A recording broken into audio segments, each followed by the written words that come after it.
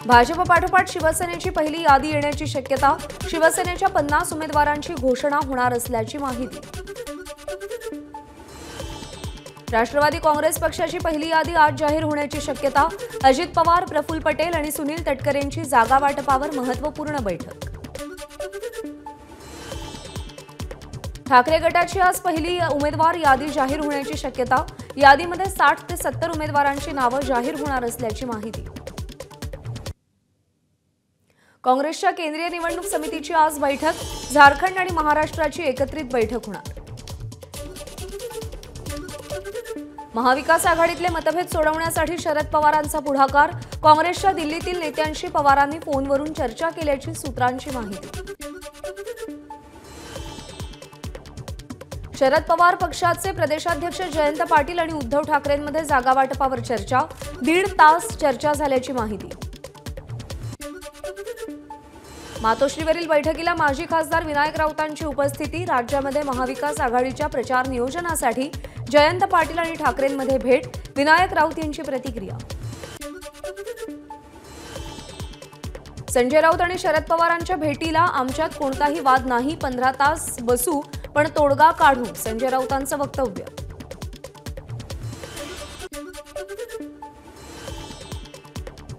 नाना पटोले आणि संजय राऊत असेपर्यंत महाविकास आघाडीचं जागावाटप अशक्य। राष्ट्रवादीच्या अमोल मिटकरींचा टोला। महाविकास आघाडीमध्ये जागावाटपावरून मारामार्याही होतील, मिटकरींचं वक्तव्य।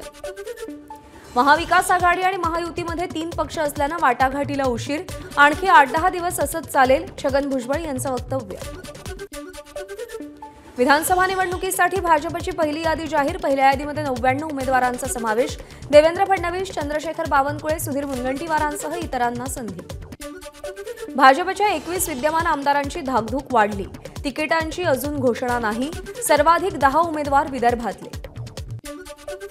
शिंदेंच्या शिवसेनेचे 5 मतदारसंघ भाजपनं खेचून घेतले।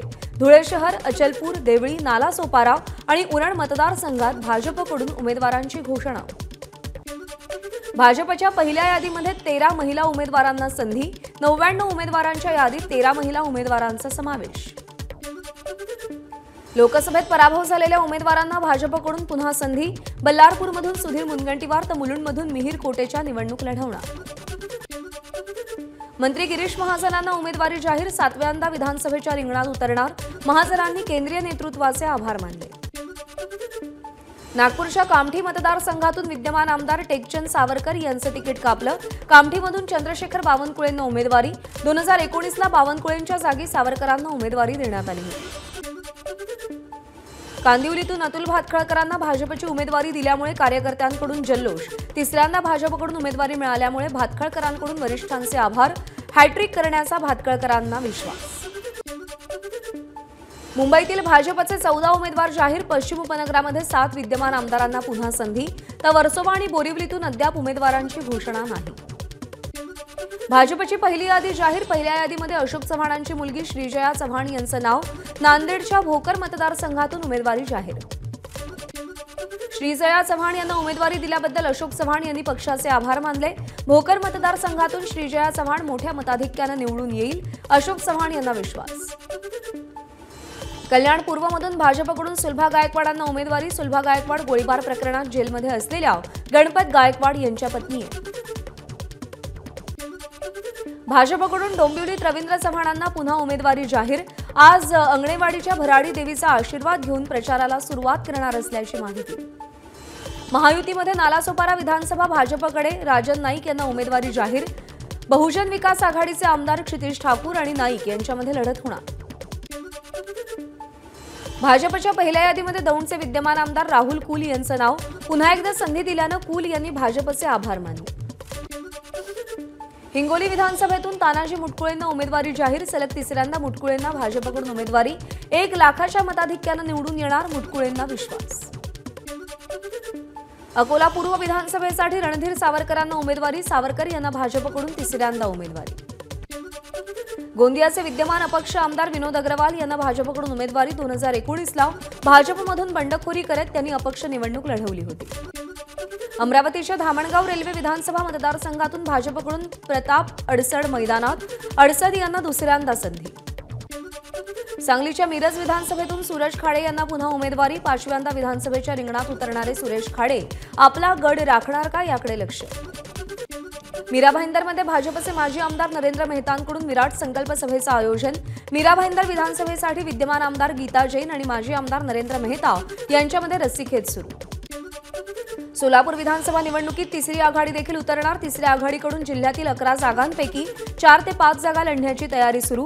प्रहारचे संपर्क प्रमुख जामीर शेख यांची माहिती। सांगलीतून सुधीर गांगुळे यांना उमेदवारी। गाडगिळांनी निवडणूक न लढवण्याचा निर्णय घेतला होता तरी सुद्धा पक्षाकडून उमेदवारी जाहीर। निलेश राणे 23 ऑक्टोबरला मुख्यमंत्र्यांच्या उपस्थितीत शिवबंधन बांधणार।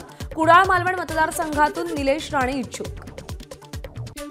सिंधुदुर्गातील कुडाळमध्ये माजी खासदार निलेश राणेंचं जंगी स्वागत। निलेश राणे शिवसेनेकडून कुडाळ मालवण विधानसभा निवडणूक लढवणार। सांगलीच्या तासगाव कवठे महांकाळ मतदारसंघात रोहित पाटलांकडून प्रचाराला सुरुवात। रोहित पाटलांविरोधात कोण निवडणूक लढणार याकडे लक्ष। परिवर्तन महाशक्ती आघाडीकडून कोल्हापूर जिल्ह्यात आघाडीचा उमेदवार नाही। होम पिचवर संभाजीराजे छत्रपती आणि राजू शेट्टी मागे पडत असल्याची चर्चा।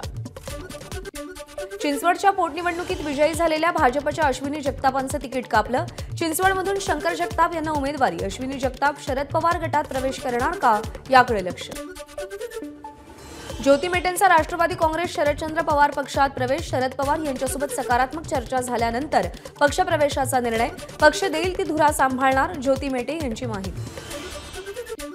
समाजवादी गणराज्य पक्षाचे अध्यक्ष कपिल पाटलांचा काँग्रेसमध्ये प्रवेश। अध्यक्ष मल्लिकार्जुन खरगेंच्या उपस्थितीत पक्षप्रवेश संपन्न। ठाकरे गटाचे प्रवक्ते आणि समता परिषदेचे समन्वयक किशोर कान्हेरे यांचा काँग्रेसमध्ये प्रवेश। काँग्रेसचे राष्ट्रीय अध्यक्ष मल्लिकार्जुन खरगे यांच्या हस्ते काँग्रेसमध्ये पक्षप्रवेश। महाराष्ट्र कुणबी सेनेकडून भाजपला दिलेला पाठिंबा स्थगित। महायुतीकडून महाराष्ट्र कुणबी सेनेला दिलेलं कोणतंही आश्वासन पाळण्यात आलं नाही। कुणबी सेना प्रमुख विश्वनाथ पाटील यांची माहिती। वर्ध्याच्या 4 पैकी 3 विधानसभा मतदारसंघात भाजपनं उमेदवारांची घोषणा केली, मात्र आर्वी विधानसभेसाठी अद्याप उमेदवाराची घोषणा नाही। दादाराव केचेंचं नाव जाहीर न झाल्यानं चर्चांना उधाण। अहिल्यानगरच्या कोपरगाव विधानसभेत उमेदवारीवरून महायुतीमध्ये पेच। माजी भाजप आमदार स्नेहलता कोल्हे यांनी कार्यकर्त्यांशी संवाद साधला। भाजप आमदार सुरेश भोळेंना जळगाव शहर मतदारसंघातून तिसऱ्यांदा उमेदवारी। जनता आणि पक्षातील नेत्यांचा विश्वास जपणार। उमेदवारी जाहीर झाल्यानंतर सुरेश भोळेंची प्रतिक्रिया। जळगावच्या रावेर विधानसभा मतदारसंघातून अमोल जावळेंना संधी। भाजपच्या पहिल्या यादीत जावळेंचं नाव। संजय केळकर यांना ठाण्यातून तिसऱ्यांदा उमेदवारी। नाव जाहीर होताच कार्यकर्त्यांकडून जल्लोष, तर केळकरांनी पक्षश्रेष्ठींचे आभार मानले। सध्या भाजपचे आमदार असलेल्या यवतमाळमधील उमरखेड मतदारसंघासाठी रिपब्लिकन पार्टीचा आग्रह। देवेंद्र फडणवीसांसोबत सागर बंगल्यावर तासभर बैठक। उमेदवारीसाठी महेंद्र मानकरांच्या नावावर चर्चा। मनोज जरांगेंचं ठरलं, विधानसभेच्या रिंगणात उमेदवार उतरवणार, मात्र समीकरण न जुळल्यास सगळ्यांना पाडणार। इच्छुक उमेदवारांना अर्ज भरण्याचे आदेश। जिथं मराठा उमेदवार निवडून येईल तिथंच उमेदवार उभे करू। बाकी ठिकाणी एससी एसटी उमेदवाराला निवडून आणू, मात्र आपल्या अटी मान्य असल्याचं त्याच्याकडून लिहून घेऊ। निवडणुकीत उतरू, मात्र यामुळे मराठा समाजाच्या लढ्याकडे दुर्लक्ष होता कामा नये, जरांगेंचं आव्हान।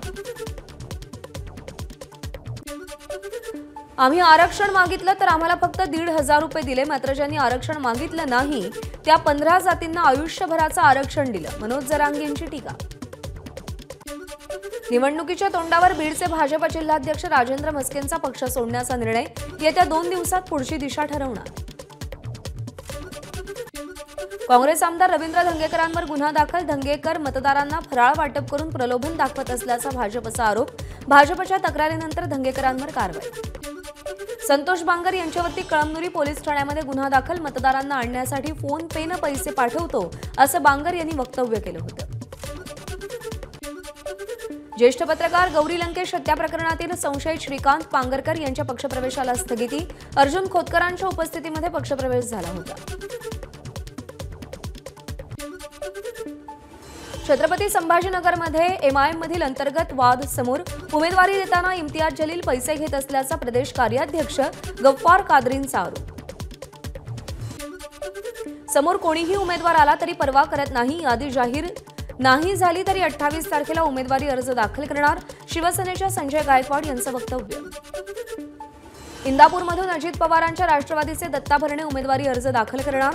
25 ऑक्टोबरला अजित पवारांच्या उपस्थितीत अर्ज दाखल करणार असल्याची भरणेंची माहिती.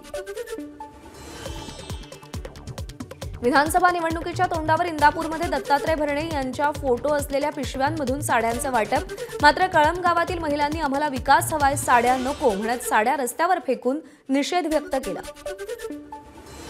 बाबा सिद्दीकी प्रकरणात आणखी एका आरोपीला अटक. राजस्थानहून शस्त्र आणल्याचा संशय असलेल्या भगवंत सिंगला बेलापुरातून अटक. आतापर्यंत 9 जणांना बेड्या. बाबा सिद्दीकी हत्या प्रकरणातील 4 आरोपींना आज किला कोर्टामध्ये हजर करणार. आरोपींची पुन्हा उर्वरित दिवसात पोलीस कोठडी मागितली जाईल. रायगडच्या पेण शहरातील इलेक्ट्रिकल आणि हार्डवेअर दुकानाला आग. व्यापाऱ्यांचं मोठ्या प्रमाणात आर्थिक नुकसान. अग्निशमन दलाला आगीवर नियंत्रण मिळवण्यात यश. वाराणसीमध्ये 6,100 कोटी रुपयांच्या विकास प्रकल्पांचं पंतप्रधान नरेंद्र मोदींच्या हस्ते उद्घाटन. कार्यक्रमाला उत्तर प्रदेशचे मुख्यमंत्री योगी आदित्यनाथही उपस्थित. मध्य प्रदेश महाराष्ट्राच्या सीमेवर 3,91,00,000 सोनं जप्त. गोंदियातील आमगाव तालुक्यातील सीमेवर तपासणी नाक्यावर फ्लाइंग स्क्वॉड आणि स्टॅटिक सर्व्हेलन्स पथकांची संयुक्त कारवाई. जम्मू काश्मीरमध्ये दहशतवादी हल्ला. गोळीबारात डॉक्टरसह 7 जणांचा मृत्यू तर 5 जण जखमी. TRF या दहशतवादी संघटनेनं हल्ला केल्याची माहिती. करवा चौथ निमित्त अभिनेते अनिल कपूर यांच्या निवासस्थानी उत्सवाचं आयोजन. अभिनेत्री शिल्पा शेट्टीकडून सोशल मीडियात व्हिडिओ शेअर. उद्योगपती मुकेश अंबानींनी बद्रीनाथाचं दर्शन घेतलं. यावेळी अंबानींकडून देवाचरणी 5 कोटी रुपये दान. न्यूझीलंडच्या महिला खेळाडूंनी T20 विश्वचषकावर नाव कोरलं. अंतिम सामन्यामध्ये दक्षिण आफ्रिकेचा 32 धावांनी धुव्वा उडवला. इंग्लंड, ऑस्ट्रेलिया आणि वेस्ट इंडिज नंतर विश्वविजेते होण्याचा मान मिळवला. ABP माझा, उघडा डोळे बघा नीट.